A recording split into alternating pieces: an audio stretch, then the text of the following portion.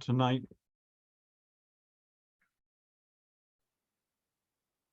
Hi, good evening, everyone. Tonight we're working with a webinar format. And so the attendees won't be on screen. They'll be submitting any questions on the question and answer feature. And then our moderator will read questions to us and try to avoid the hacking that we experienced a month ago. And so when we're ready to open the meeting, I'll introduce everyone and then start with Sergeant Wynkoop to go through the crime statistics and maps and answer any questions that come up from that. And then we'll go to Sergeant Sheehan for the special presentation tonight. And Sharon, tell me when we're on. We can begin. Okay, good evening, everyone. Thank you for joining us. We hope we have good attendance tonight to share the information being presented tonight by Sergeant John Wynkoop and Sergeant Sheehan from Prince George's County Police.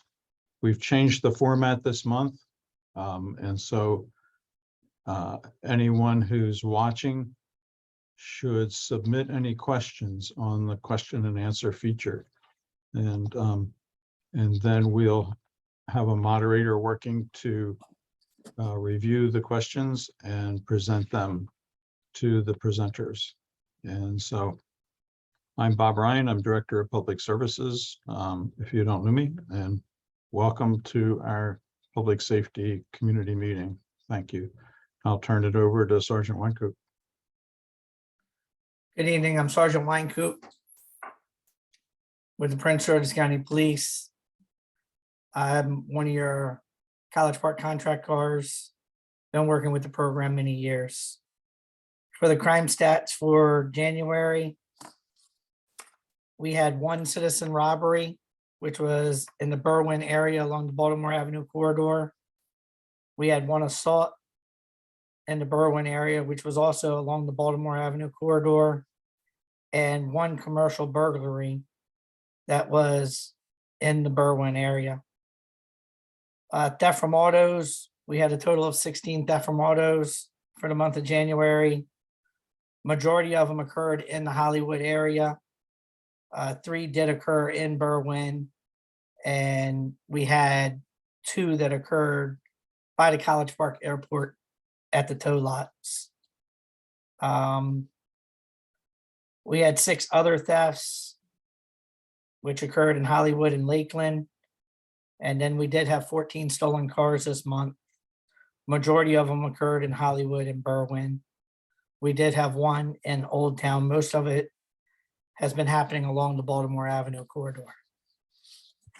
That's the crime stats for the month of January. I do have a question. It is from Carol Mackins. Can Sergeant Wynkoop's video be displayed? Yes, I think we corrected that. We can go back and start with the first screen and just go through all the screens one more time. And then just to remind our audience, this information is posted on the city's webpage. And so it's available for all past months that we've been presenting this. Okay. Then we do have another question that just came in from Mary Ann Hartnett. How is it determined if a warning or a full citation is issued, for example, during a stop sign enforcement? Does an officer know if a warning has already been issued to a particular driver? While conducting traffic stops, we do have a program in our vehicles that we use. And through our program, we can see if the driver has been stopped and cited, or if the driver's received prior warnings for it. It is all up to the officer's discretion. My personal discretion, if it's not a blatant run through the stop sign, I normally will issue a warning for the very first time and then progresses from there. But we are able to see if the person has been stopped before. Okay. Next question from Todd Ritzel. Does the number of auto thefts compare with previous months? How does? It's for previous months, it's pretty consistent in the surrounding areas. So I won't say the numbers have changed drastically. Okay. Another one from Mary Ann Hartnett. How is it determined if a driver is under the influence of drugs, for example, cannabis? Is there a level of impairment for this drug? On the level of impairment is, we do have drug recognition experts. And anytime someone is arrested for believed to be driving under the influence of drugs or alcohol, they'll be tested first for alcohol. And at that time, when the alcohol doesn't come back, they'll be tested by a drug recognition officer.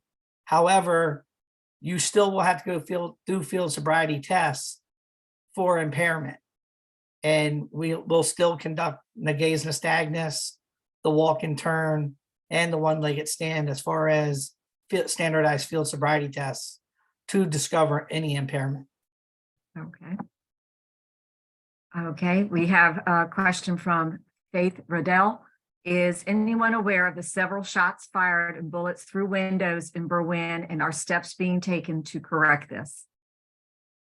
We are aware of the incidents that have occurred in Berwyn. We have increased our patrols through there. Our detectives have been working vigorously in the area, developing leads and following up with further information. And like I said, we have stepped up our patrols through Berwyn and the Hollywood area for the College Park contract side. Okay. Question from Maria Mackey. What can residents do to protect their cars from thieves?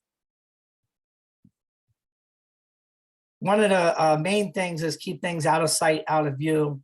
When you leave jackets, purses, bags on your seats or valuables in open display, it's more tempting to the thief to take in break into the vehicle. The other thing we're experiencing is a lot of the cars that are broken into were left unlocked. Okay. Currently at this time, this is all the questions that we have. Thank you. Oh, I'm sorry. One more popped in. This is from Miss Esters. Can you share the number of traffic stops due to speeding and modified mufflers?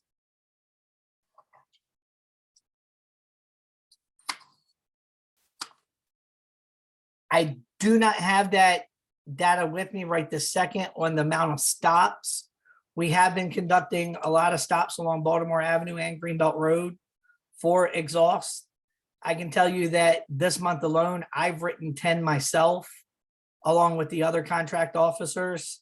And on speeding, we have been conducting in the neighborhoods speed enforcement as far as along St. Andrews, Berwyn Road, and a few others.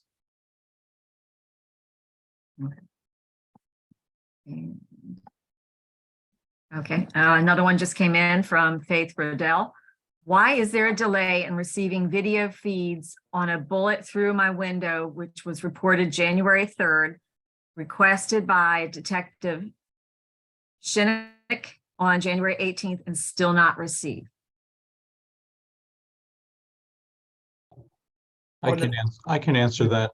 The request was sent to someone who no longer works for the company that does that. So we've rerouted that to the proper person. Mary Ann Hartnett wants to know when the speed humps will be installed on Branchville Road.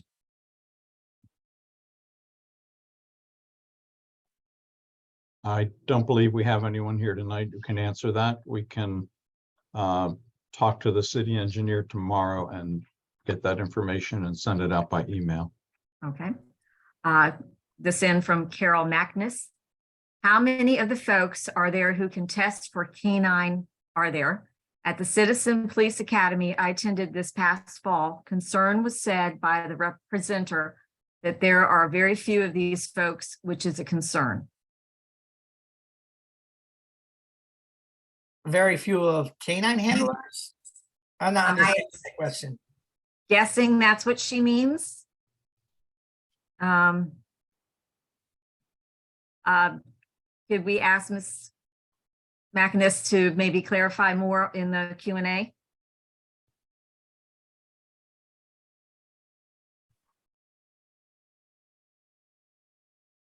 She meant cannabis. Oh, okay, drug recognition dogs. Okay, throughout the county, we have multiple drug recognition dogs. I can't give you an exact number of how many, but we do have multiple dogs that are trained. However, under 10 grams is legal in the state now. It's a civil citation. So we're not running the dog all the time for a vehicle that smells like cannabis because of, if you come up with 2-3 grams, it's not illegal. Okay. Okay, at this moment, that is currently all the Q&As we have. Thank you. Oh. I should not say that's it. One more back from Faith. Are signs going to be put up in Berwyn Park stating under surveillance due to the drug trafficking in the park?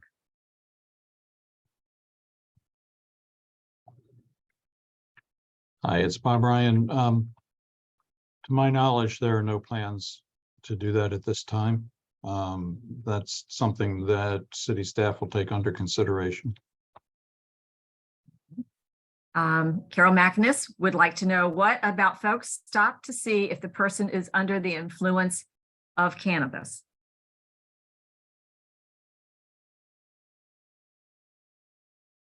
I think I went over that as far as driving under the influence, unless she has a more directed question. Okay. We'll see if she posted anything.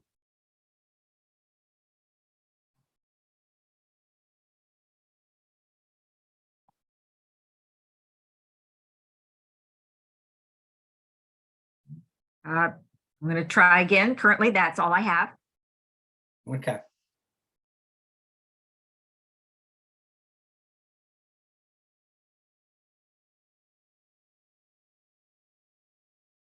Okay, let's give people one more minute to submit any questions for Sergeant Wynkoop. And then we'll proceed. Thanks, Sergeant Wynkoop. Appreciate you attending tonight.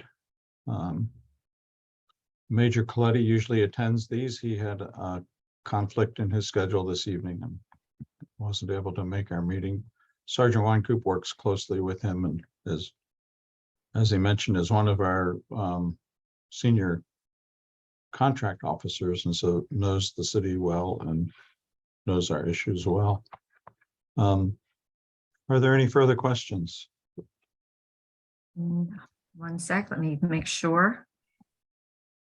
Yes, Carol Macinus, you didn't answer my question related to my last question.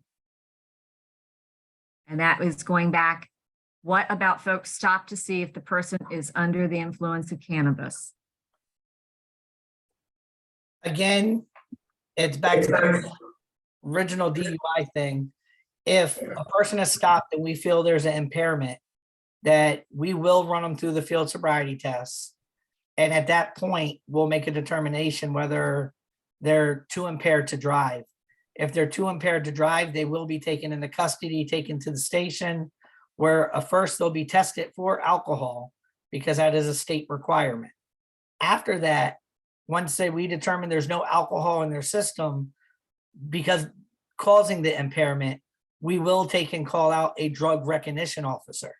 The drug recognition officer is an expert and he will take and run them through multiple other field sobriety stages to determine what type of drug, if it's cannabis or any other narcotic out there that they're under. They're trained in many different narcotics.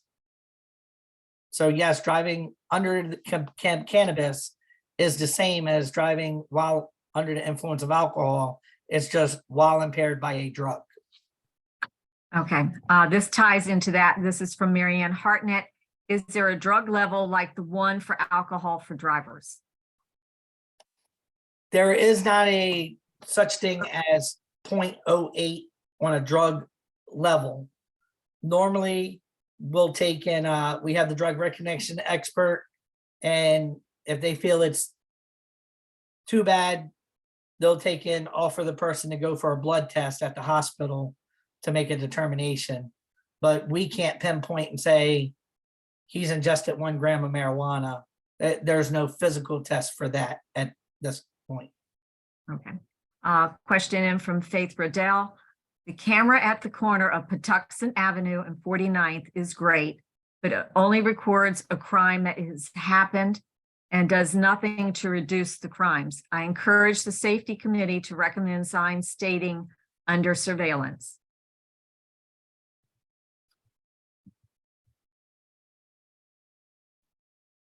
Okay, thank you. Okay. And currently that's it for questions. Okay, thank you. So in the interest of time, if anyone has any questions, feel free to submit them throughout the session and we'll try to answer questions at the end. But let's move on to Sergeant Sheehan's presentation tonight. Again, thank you for coming. Sergeant Sheehan, can you explain your unit's responsibilities so that people can understand what your unit's duties are? Thank you. Absolutely. I'm Sergeant Sheehan. I'm with the Financial Crimes, Cyber Crimes, and Pawn Unit. So essentially, I have 3 separate units. Financial Crimes pretty much in itself is explanatory. Anybody who gets scammed as a vulnerable adult, for financial exploitation, embezzlement, large scale financial cases such as I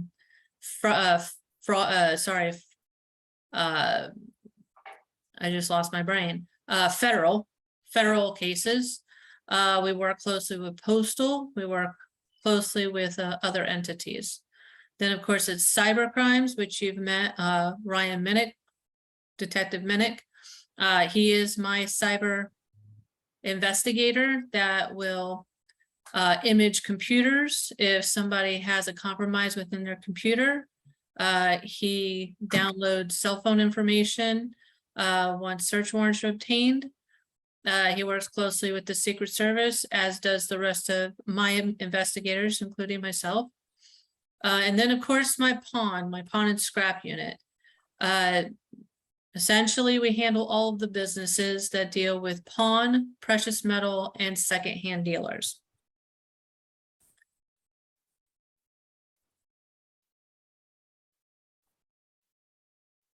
Did you want me to proceed? Yes, please. Okay, thank you. Yeah, please review the kinds of crimes that many of our residents may be victims of.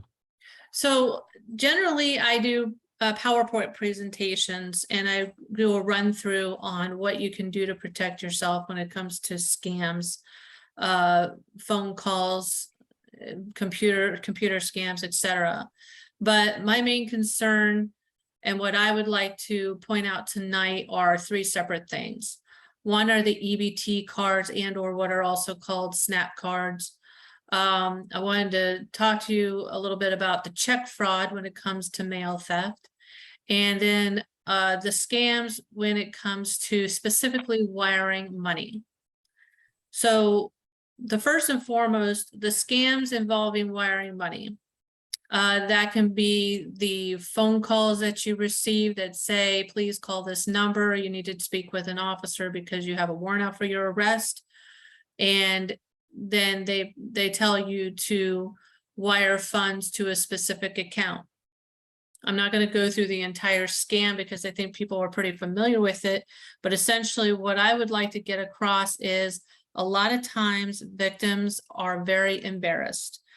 And I understand, I completely understand, but it is very necessary to, once you find out that you have been scammed, to make sure that a police report is made.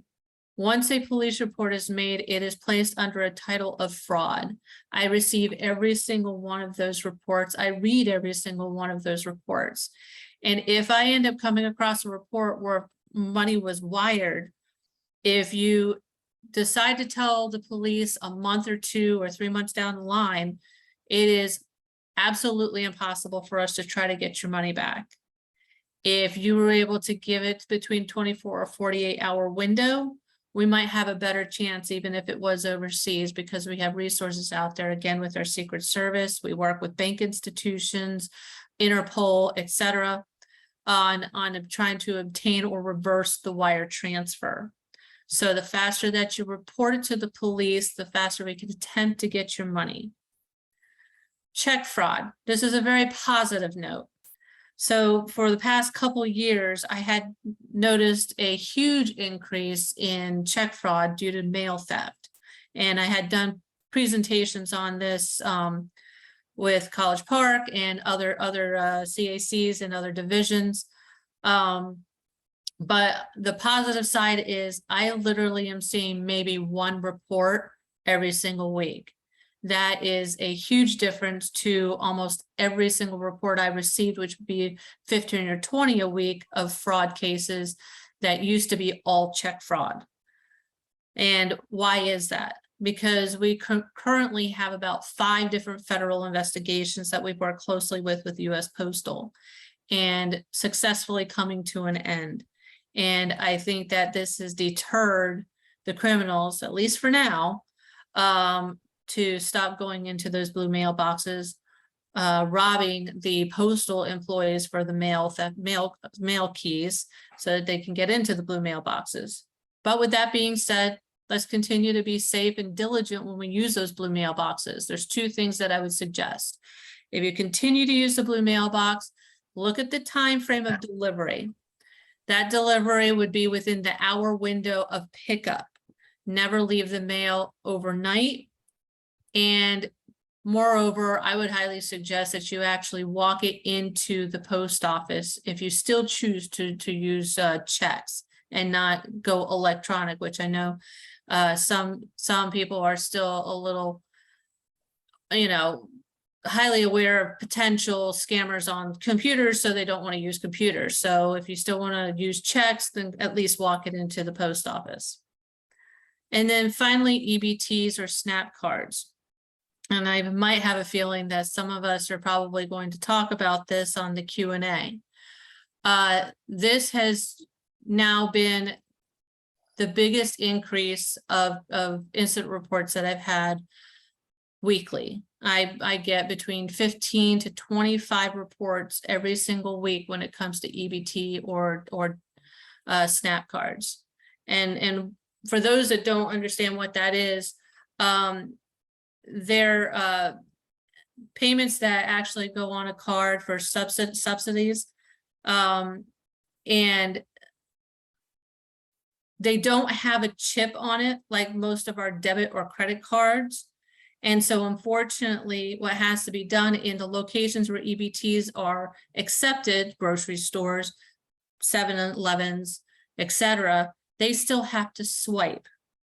There is a group that is all over the country, not just in Prince George's County or other jurisdictions surrounding us, that are placing these skimmers on top of the point of sale systems. And what do I mean by that?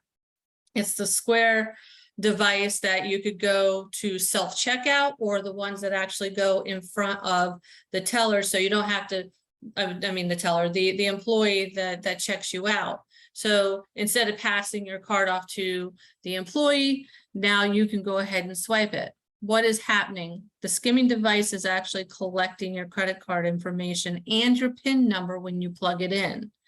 And they actually do not need to go by and retrieve those skimming devices because they're Bluetooth capable. All they need to do is go by every couple days and extract the information electronically, and then they can re-encode gift cards with your card. And this is detrimental to those that need the funds. Now, there was legislation, we work with Department of Human Services, and they stated originally that there was legislation passed in Maryland. There are other states that's not the case, but here in Maryland, they say once you lose the money, you lose the money. You're not getting it back. There's no refund. They understood due to the fact that this has been going on a couple of years, and this has been affecting families that need the money desperately. I just had a meeting with DHS today, who stated that they are passing a law, or if they haven't done so already, that they are going to provide the refunds. I do not have a date on that. But for anybody who is affected of monetary losses from these EBT or SNAP cards, as of October 2022 to present, you will be receiving a refund, and that is what they assured me today. Just to give you a little idea of how big this is, there's a little over $1 million of loss just in Maryland last year, and we're at $250,000 this year. So what can we do to protect ourselves when it comes to the EBTs or SNAP cards? Oh, and a little side note, they are actually changing the cards. I do not have a time frame when this is going to happen, but they are actually changing the cards to actually be chip capable, which is the safest way to make purchases. So until that happens, what do you do to protect yourself? My suggestion is to actually pass it off to the teller and inform them that you understand that although there may not be a skimming device on here, you don't want to chance it, because then it's automatically losing your funds, and ask them to process the card for you. I do understand that Department of Human Services has also stated that they're incorporating additional passwords, and that communication is going to each person who holds those cards. And I'll be open for any questions if you have any.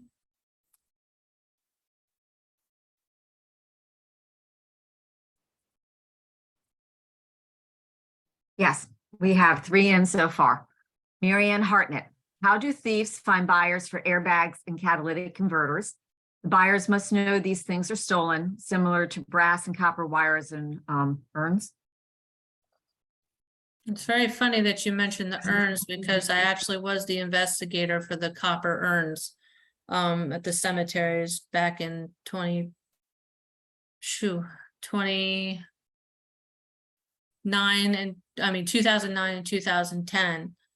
So, I mean, yes, back in the day it was phones. Now you've got social media. You have things called Telegram. Telegram is a way to communicate without the capability of law enforcement being able to do subpoenas to try to find out who owns those accounts, because it's an overseas application. They can go on Facebook. There's so many different ways that they can communicate. Oh my goodness, I'm so sorry. I was muted the whole time. I'm so sorry. Okay, so to go back to the airbags, catalytic converters, etc. So essentially you have Telegram. Telegram is an application that is from the overseas. They do not allow or recognize any subpoenas to try to identify the account holders. They can easily go on to Facebook. They have fake accounts. There's so many different ways that people can talk to each other nowadays with the social media applications. And with the brass, copper wires and urns, that used to be my niche. When we first started the scrap unit back in 2011, we were able to identify that most of nearly 90+% were actually employees of companies that were taking it. They were thinking that it's trash and they can go ahead and they can take it for profit. The thing is that they would take more than what the trash they would consider trash, because they started realizing that it was very lucrative. And so my partner and I would actually follow these employees, and they would take them by the reel full. I don't know if you've seen those big spools of reel that sit on the side of the road. We've seen them pull the copper wire out of manhole covers. And between the 5 of them that were doing it, the one that we saw, that we investigated, they had made close to almost $100,000. But the neat thing is that we do have a database that we can go to identify these. And believe it or not, and I know a lot of people don't, is I strongly believe in working with our businesses and have always been like that. And we have gained a rapport where they actually communicate with us when they try to consistently scrap these items. When it comes to the urns, the urns and the plaques, the copper urns and plaques, I was the investigator back in 2000. Goodness, it's hard for me to remember anymore. I think it was about 2009, 2010. I had 2 separate investigations on one individual who hired 2 separate crews to go out to all of these cemeteries, not only in Prince George's County, but in the outlying jurisdictions, to get all of the copper plaques in the urns. And it was devastating, obviously, to family members, but what was more hurtful is the fact that in Morningside, there were a lot of veteran plaques that were taken that they could never be replaced, and we lost our soldiers' names on there. So I guess for a long-winded answer is we are able to identify brass and copper wires, et cetera, through the databases to try to identify the suspects. We have an excellent working relationship with the pawn, precious metal, and scrap yards. And as for airbags and catalytic converters, although that is no longer my niche anymore, I believe it's our auto theft unit that actually handles that, and they follow those leads. Okay, next question from Carol McNass. At a prior meeting, the police aviation unit offered to show folks their operation area. Was this ever done? If not, when will it be done? There was an interest expressed in doing a tour of the aviation unit operation area. I believe that would be Sergeant Whitecoop. Yeah, or I can Oh, thank take you. that. I'll follow up. There has been no public tour of the unit scheduled. I'll follow up and see if that's possible this springtime when the weather's nice. Okay. From Frey Rodell, good info on scams and EBT and SNAP cards. Can your info be shared with the media, like College Park newspaper, so it can reach the assistance of cardholders?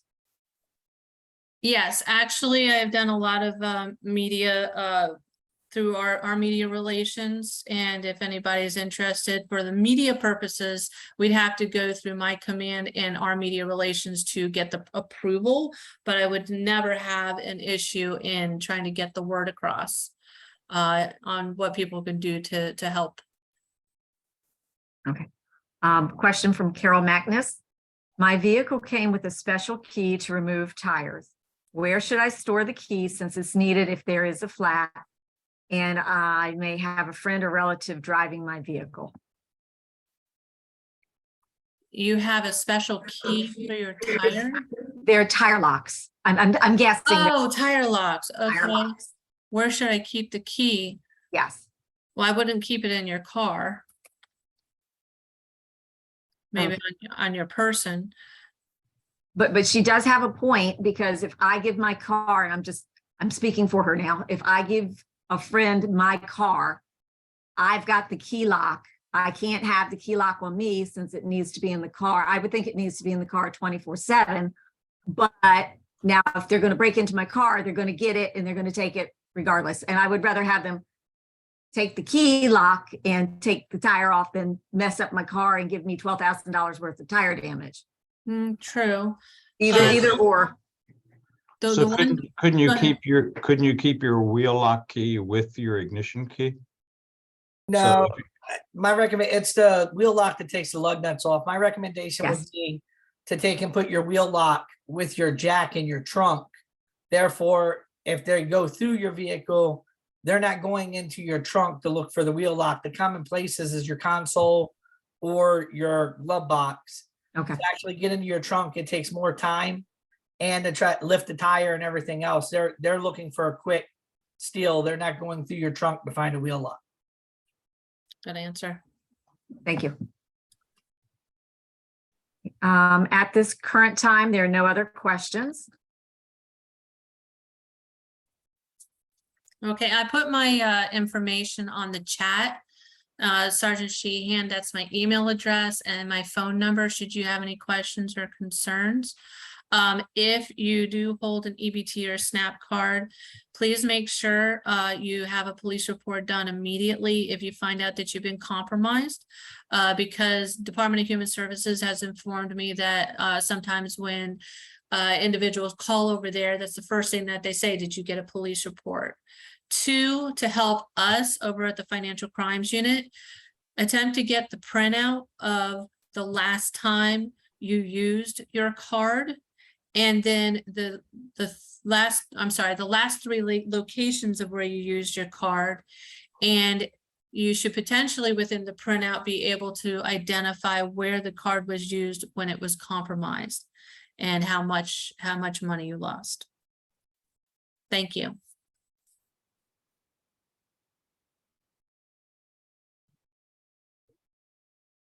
Thank you, Sergeant Sheehan, Sergeant Wynkoop. Are there any more questions? One just came in from Susan Whitney. Could you Yes. reach out to residents of Spellman House and Attic Towers to make an in-person presentation on these scams? I would be happy to. Does anybody have a contact? We can help you with that. Okay, So we'll follow up with you tomorrow. thank you. Okay, and Susan said, thank you.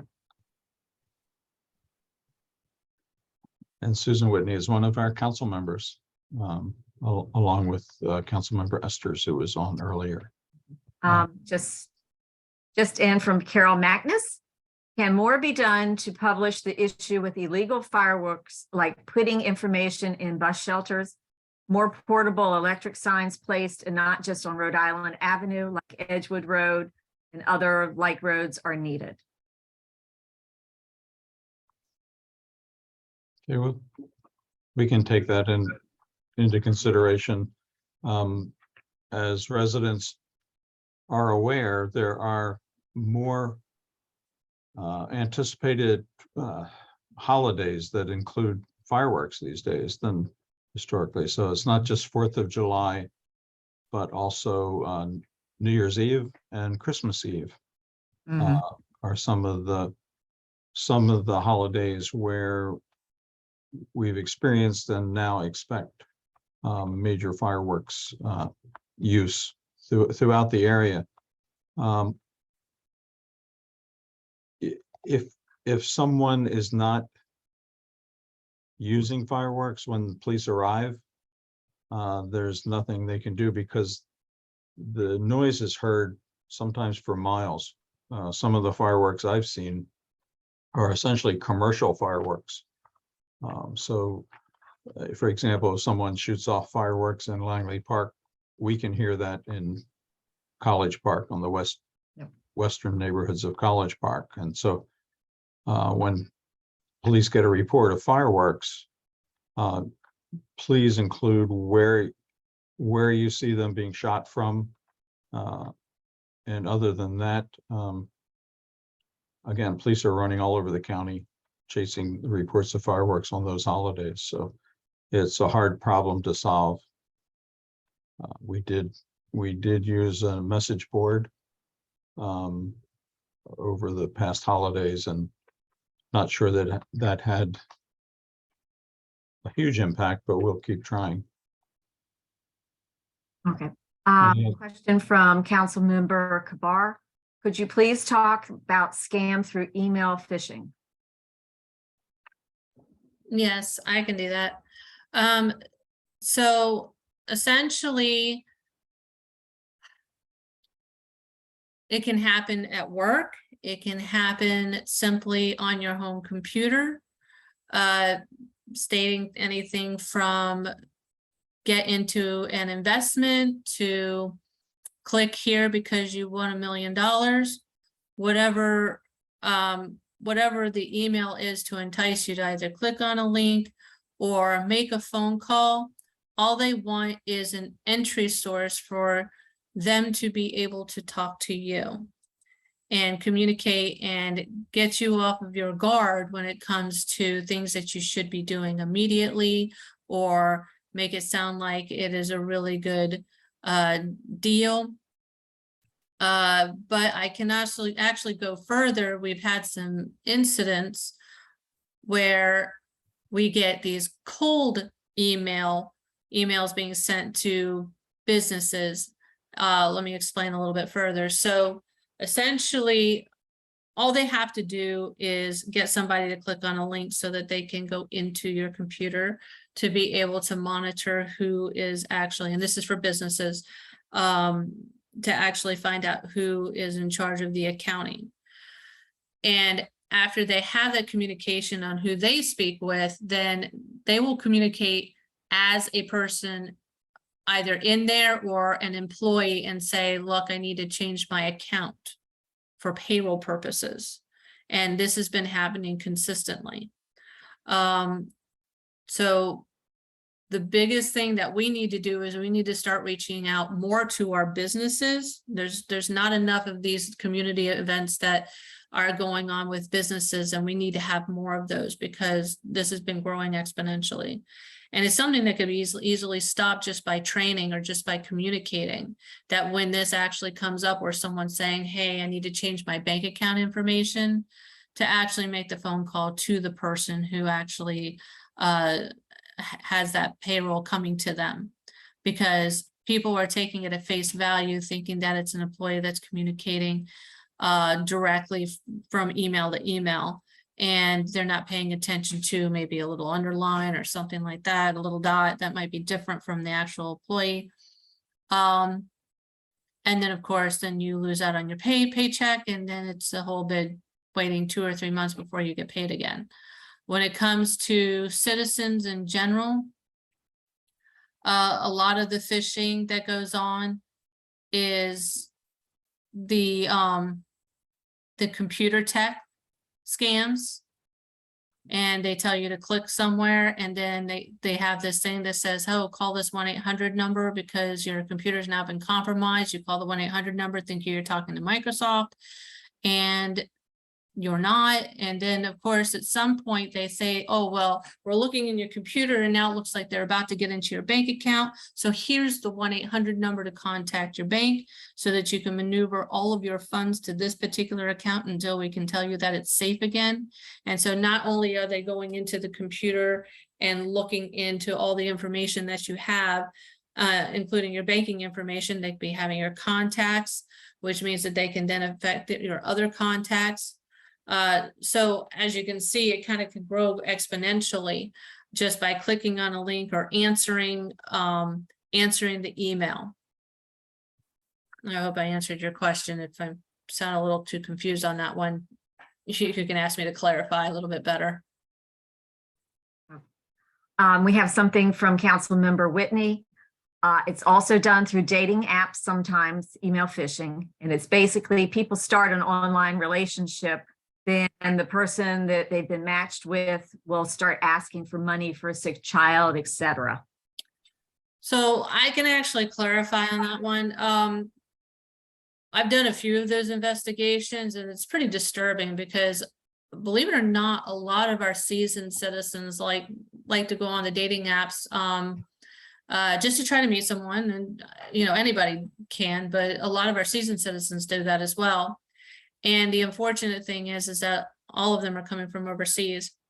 And the number one thing to remember if you do dating apps is they will always say, so say you're on the dating app, they always say, hey, let's go to another application to communicate, because they know that if you stay on the dating app and the algorithms or that dating site will actually recognize if that individual is starting to scam somebody, so they will actually kick them off. So that's why they always try to get you to transfer over to another application site.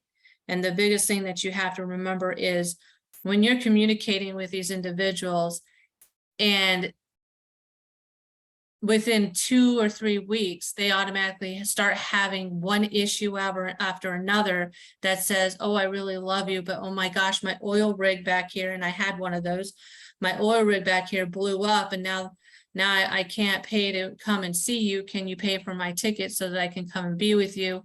And then, of course, in the following week is, oh, well, my grandmother, she passed away, and now I need to pay for a funeral because my oil rig blew up. I can't pay for the funeral. And it's just one thing after another. And it's leading you on into either A, you figure out that it's a scam, or B, you've actually lost all your money. Okay. Council Member Kabar said, thank you. And Council Member Whitney said, I guess this technically wouldn't be email phishing, but just another scam. And Carol McNinnis, this is going back to fireworks. Messages on fireworks should also be in Spanish, not just English. Also, more than just one sign I saw on Rhode Island Avenue for folks going south. I know so I saw no signs going north. And she also would like these meetings to be held each month, including summer. Can't assume that folks aren't interested in public safety during the summer. Okay. This one in from Faith Riddell. One of the things we discovered in discussing the recent gunshots and bullet holes in homes in Berwyn was the lack of residents reporting the gunshots they hear so that there is a record of it for complete statistics. We need to encourage residents to report to police whenever they hear a shot. Same goes for credit card or cyber scams, I would imagine. I had my credit card stolen and reported it to my credit card company immediately. Jive also reported it to the police. So the answer is yes. You can do a police report because a lot of bank institutions require a police report. Some of them don't, but a lot of them do. So you want to go ahead and throw caution to the wind and actually get a police report. I will say that per our general orders, we don't go and do the investigation unless the bank does not absolve you, aka give you your money back. And the reason why is because if a bank absolves you for, say, $500 or $1,000 that's been given back to you, a lot of times the bank does not want to go to court or physically have someone go to court to be a representative. And so if we move forward with that investigation, it would automatically be null prost, because the state's attorney consistently needs to have a representative of the bank institution who is then the victim, and you become the witness / initial victim. But they always need the bank institution to show up. And so therefore, per our general orders, we wouldn't move forward unless you didn't get absolved of the funds. Okay, then Councilmember Whitney says, great tip. Please include that in your presentation at the Spellman House in the Attic Towers. Ms. Esther, can you talk about scams that occur via cell phone through text messages? Such as, could you give an example? That's all I have at the moment. Hopefully she will give me something. The main thing that I would say when it comes to text messages is don't answer them. But moreover, usually when it comes to text messages, it usually comes with a link. And if you click on that link, then you could be uploading some form of malware or virus, and they can obtain your information. You definitely don't want to do that. But I don't know to what extent she's talking about, but that's essentially in a nutshell. If anybody's texting you, just don't answer it. One of the classes that we can provide is how to block text messages, unwanted text messages, and unwanted calls when it comes to your iPhone or your Android. And I mean, I can put on the class, but you can easily call your cell phone company, but essentially, more specifically on the iPhone, you can actually go into your settings and click on the phone icon and scroll down, and you can block all unknown callers that are not on your contact list. And you can do the same with your text messages. You just go ahead and click on the icon. But one thing to remember when you do this, if you're expecting BG&E and this happened to me and you need your dryer fixed and it's been a whole month because that was the date of your appointment and you didn't take that block off and you have the repairman who calls you, you will miss that call and then you wait another 2 months. So that's the only downside. So either add the repairman on your phone or unblock it for that day. Okay. She answered back. She says, I have heard and received text messages from individuals that I do not know. People need to be cautious and be aware of sharing their phone numbers, what to respond to and what not to respond to. So basically what you were saying. Yeah, don't respond and block calls. I mean, that is my friend right now is blocking all the calls. And the thing is you can actually see the numbers come up as the phone calls occur, and it'll go to voicemail. And naturally, if it's a scammer, more times than not, they're not leaving a voicemail. I hope I answered everybody's questions. Thank you. Okay. And currently there are no more questions. Oh, I take that back. Mary Ann Hartnett, are skimmers more likely to be found at gas pumps? I had my card copied at a self-service admissions equipment on Route 1 years ago, and I did report it to the police. Okay, so a few years ago, we were having a huge issue with gas pump skimmers. We're not having any types of incidents here in Prince George's County. There can be gas pump skimmers, so that's why a lot of times when you go there, you find the red tape over it, showing that it's secure. The biggest thing that I can tell you is we all have these chips, which means that it's a tap reader.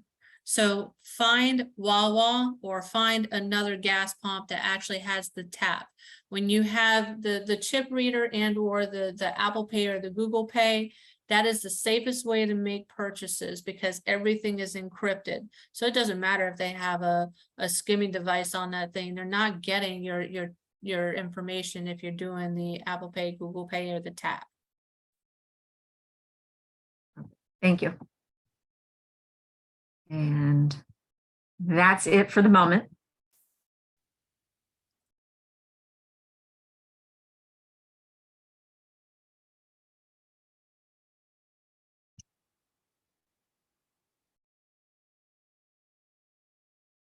So let's take a couple of minutes, see if there are any further questions.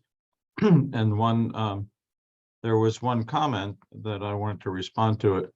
At this time, our plan is to go to having these kinds of meetings quarterly instead of every month. So this would be our meeting for the first quarter. We attempted it last month and then we had to reschedule to tonight. So the next time we would schedule one of these would be in April.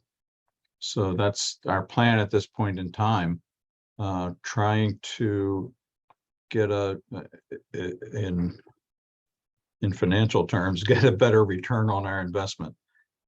It takes a lot of time and effort to put these meetings together and to get experts to give presentations. And so we want to build up the attendance. And so we're going to be working over the next month to try to figure out how to do that.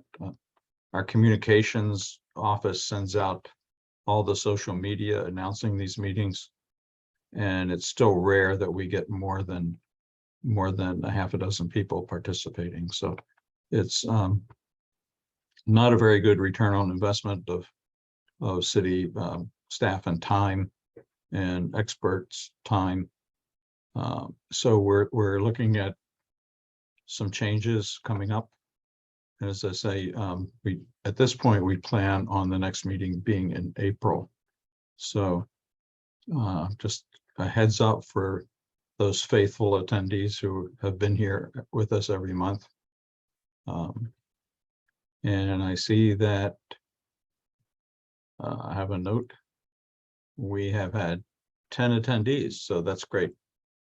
It's Okay. better than we've had sometimes, so we'll keep working on this. And I think this format seemed to have worked in the sense that we didn't get any hackers this time. That's well, wonderful. If you were here last month, you know how bad that got. Okay. And so we'll probably stick with this kind of webinar format with a moderator and presenting questions to the presenters that way. And looks like we have some Q&A. We have some questions, and we've had comments. Council member Mackey said, "Thank you so much for this great information. I will share it with my residents." Mary Ann Hartnett said, "Maybe announcing in the newspaper." Carol McManus said, "Is there any way a participant can speak their questions? It's not easy to come, it's not easy for folks to type questions." And from Todd Ritzel, "I would suggest that communications about the meetings be more strategic. The Nextdoor post for this meeting only went up today, which doesn't give people a lot of notice. People need a few days advance notice to plan to attend." And from Council Member Esters, "Can you share how residents will be able to obtain crime statistics on a consistent basis if the meetings are held quarterly?" Yes, I can answer that question. We post the same maps and crime statistics that are presented each month on the city webpage. So not only the previous month's statistics, but those before that are posted on the city webpage and are accessible to the community that way. Okay. From Denise Mitchell, "Is there any way to put this recording on our website?"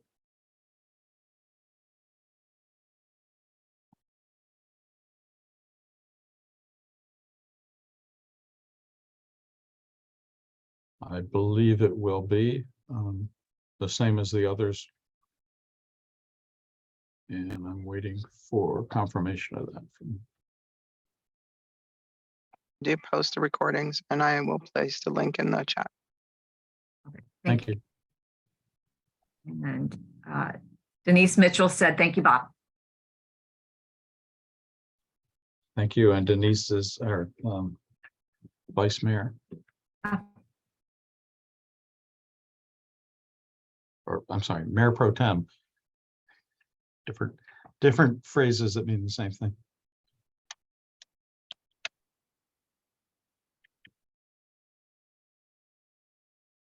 Carol McNiss says, "What about access via phones? The Zoom information assumes only Wi-Fi, which isn't always available to everyone."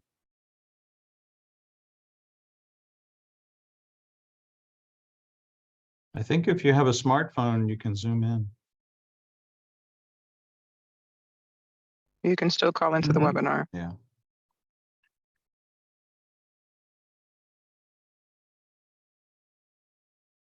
And at this moment, that's it for the questions.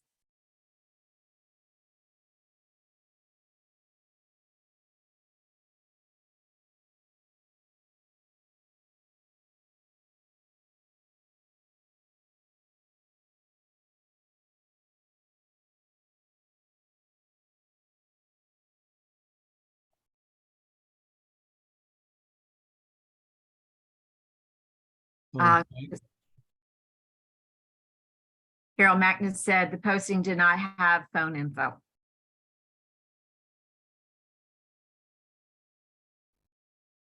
We will work with communication staff to clearly publish the phone numbers as they are publishing the link. The link includes the phone number.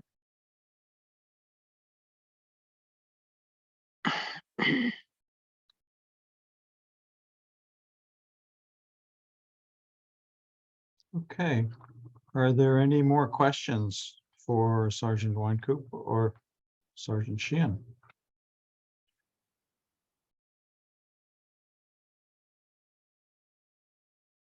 Okay. Last call for questions, and thank everyone who attended. And we're going to continue to work on our format and also line up some very informative presentations in the future. So One in from Faith Brodell. Thank you for all the information. I've lived in Berwyn since 1972. Shame on me, I just found out about these meetings. we're glad you found out, and stay alert for further announcements of future meetings, and also information that's posted on the city's webpage. So thank you, everyone. And thanks for attending. Thanks for presenting. And Lori, thanks for being our facilitator tonight. And good night, College Park. Good night.